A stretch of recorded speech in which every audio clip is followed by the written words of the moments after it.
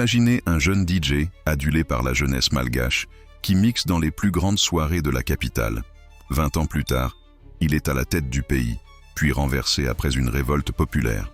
Ceci n'est pas le scénario d'un film, c'est l'histoire incroyable d'Andry Rajoelina.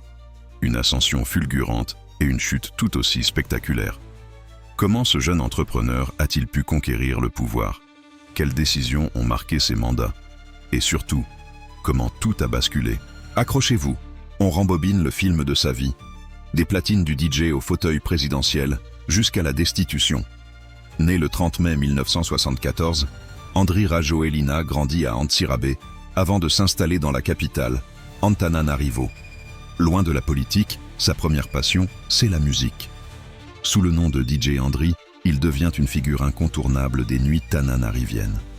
Il ne se contente pas de mixer, il a le sens des affaires. Il fonde Injet, une agence de communication et d'événementiel qui devient rapidement un succès. Il est jeune, il est ambitieux et il voit grand, très grand. Il comprend vite que la communication et l'influence sont des leviers puissants. Et s'il les utilisait pour autre chose que la publicité? Et si le plus grand événement qu'il pouvait organiser, c'était le changement politique de son pays? Cette idée va faire de lui bien plus qu'un simple homme d'affaires. En 2007, à seulement 33 ans, Andry Rajoelina se lance un défi fou. Devenir maire d'Antananarivo. Personne ne le prend vraiment au sérieux au début. Il affronte le candidat du parti présidentiel de l'époque, Marc Ravalomanana. Mais Rajoelina, avec ses slogans percutants et son image de jeune qui réussit, séduit la population de la capitale. À la surprise générale, il remporte l'élection. Il devient Andry TGV, un surnom qui symbolise sa promesse de changement rapide. Mais cette victoire est aussi le début d'un conflit ouvert avec le président Ravalomanana. La cohabitation entre les deux hommes les plus puissants du pays devient vite impossible. La tension monte, la ville est une poudrière, et l'étincelle qui va tout faire exploser est sur le point de jaillir. Le point de non-retour est atteint en 2009. La fermeture par le gouvernement de la chaîne de télévision de Rajoelina, Viva TV, met le feu aux poudres. Des manifestations massives éclatent à Antananarivo. La situation dégénère rapidement. On parle de lundi noir, une journée de pillage et de violence qui marque les esprits. Andry Rajoelina, porté par la foule, se pose en leader de l'opposition. Il dénonce un pouvoir autoritaire et corrompu. La crise politique est totale. Le bras de fer atteint son paroxysme lorsque l'armée, après des semaines d'hésitation, décide de lâcher le président Ravalomanana et de soutenir Rajoelina. Le 17 mars 2009, Marc Ravalomanana est contraint à l'exil. Andry Rajoelina, sans avoir été élu nationalement, est installé au pouvoir par l'armée. Il devient le président d'une haute autorité de la transition. Pour ses partisans, c'est une révolution populaire. Pour ses détracteurs et une grande partie de la communauté internationale, c'est un coup d'État. Madagascar entre alors dans une période d'incertitude. La période de transition, qui devait être courte, va durer près de 5 ans, de 2009 à 2014. 5 années de crise politique et économique profonde pour Madagascar. Le pays est mis au banc des nations, les aides internationales sont gelées. Andry Rajoelina, trop jeune pour être constitutionnellement éligible, ne peut pas se présenter à l'élection présidentielle de 2013, tout comme son rival Marc Ravalomanana, exilé. C'est finalement Eri Rajaonarimampianina, son ancien ministre des Finances, qui est élu.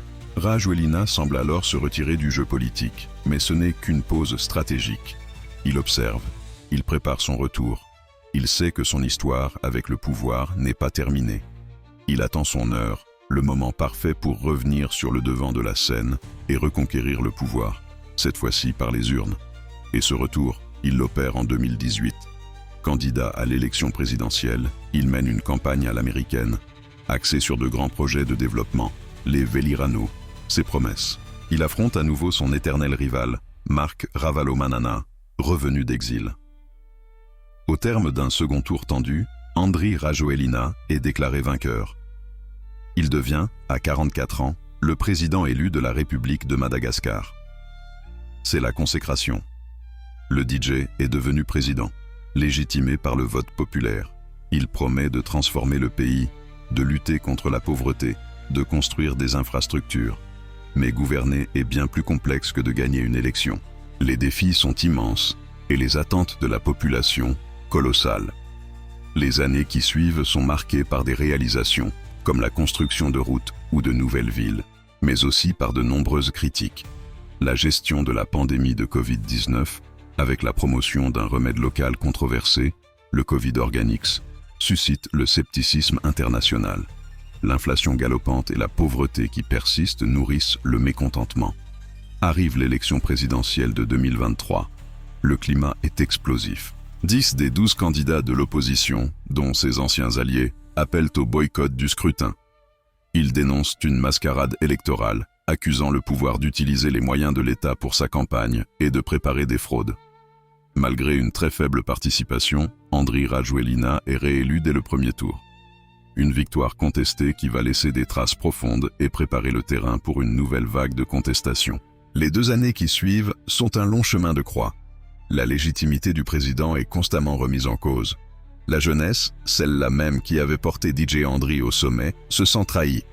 Ils sont nés avec Internet, ils sont connectés au monde et ils ne supportent plus la pauvreté endémique et la corruption. En 2025, une nouvelle génération, la génération Z, descend dans la rue. Ce ne sont plus les manifestations politiques traditionnelles. C'est un mouvement spontané, organisé sur les réseaux sociaux, qui réclame un avenir, de la dignité et la fin d'un système. Le pouvoir, surpris par l'ampleur et la détermination de cette jeunesse, tente de réprimer le mouvement. Mais c'est trop tard. La colère est trop forte. Face à un pays paralysé par des manifestations monstres et sentant le vent tourner, Andry Rajoelina tente une dernière manœuvre. Le 14 octobre 2025, alors que la pression est à son comble, des rumeurs sur sa fuite du pays commencent à circuler. Quelques heures plus tard, la nouvelle est confirmée. Le président a quitté Madagascar. C'est le signal que l'armée attendait. Dans un communiqué solennel, les forces armées annoncent la destitution du président pour abandon de poste et la mise en place d'un directoire militaire chargé d'organiser une nouvelle transition. La boucle est bouclée. Celui qui était arrivé au pouvoir en 2009 grâce à l'armée est chassé du pouvoir en 2025 par une révolte populaire et un lâchage de cette même armée. Une fin de règne spectaculaire pour celui qui a marqué l'histoire de Madagascar comme nul autre. De DJ Star à président déchu, l'histoire d'Andry Rajoelina est une véritable saga malgache, faite d'ambition, de pouvoir, de coups d'éclat et de chutes brutales. Une trajectoire qui nous rappelle que le pouvoir est éphémère et que la voix du peuple, surtout celle de sa jeunesse, finit toujours par se faire entendre. Merci d'avoir suivi cette histoire incroyable avec nous. Si ce format vous plaît, n'hésitez pas à laisser un pouce bleu, à vous abonner et à activer la cloche pour ne manquer aucune de nos prochaines vidéos. À très bientôt.